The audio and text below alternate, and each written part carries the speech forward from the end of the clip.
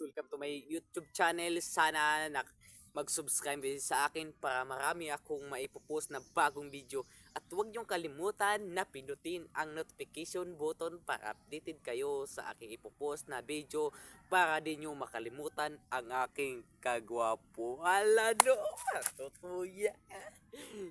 Guys, nainangutana sa ako kung unsaon daw mamonetize sa ads on Reels. Kana to bagong tana guys. Intro.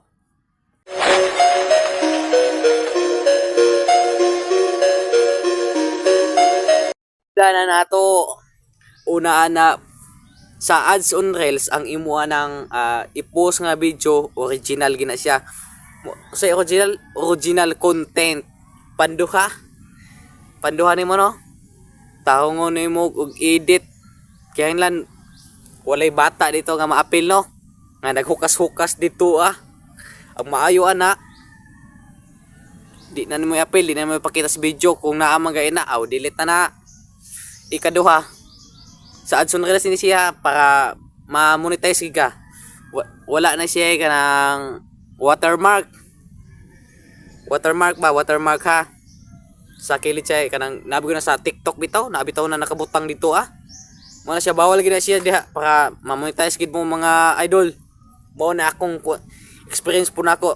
Ya og namagay mo yung mga, di ba, video bitaw ninyo na i-fix bitaw dito Sus delete na ninyo mga picture niyo nga na nakabutang bitaw ng mga suwat lang.